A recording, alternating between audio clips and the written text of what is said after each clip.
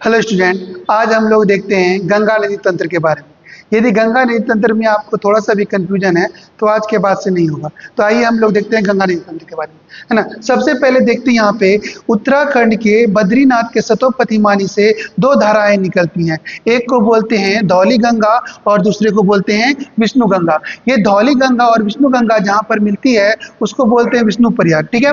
अब यहीं पे अलकनंदा का निर्माण हो जाता है। ये अलकनंदा नदी जब आगे बढ़ती है तो यहाँ देखिए बाएं छोर से, है ना, बाएं छोर से एक नदी आकर के मिलती है जिसे नंदाकिनी नदी कहते हैं, और ये जहाँ पे अलकनंदा से मिलती है उसे नंद प्रयाग करते हैं। अब यही नदी आगे बढ़ती है और फिर पिंडार नदी जो बाएं छोर से निकलती है और ये उससे मिलती है तो इसी को बोलते हैं कर्ण प्रयाग। अब यही अलकनंदा फिर से आगे बढ़ेगी और यहाँ पे दाएं छोर से मंदाकिनी नदी से आकर के जहाँ पे मिलती है उसको बोलते हैं रुद्र प्रयाग। अब ये अलकनंदा नदी फिर से आगे बढ़ती है। अब देखिए यहाँ गंगोत्री जो है, यहाँ से एक भागीरथी नदी निकलती है। अब ये अलकनंदा नदी भागीरथी नदी से जहाँ पे मिलती है उसी को बोलते हैं देव प्रयाग, और यहीं पर गंगा नदी का निर्माण होता है। तो ये था गंगा नदी तंत्र, है ना। तो थैंक यू।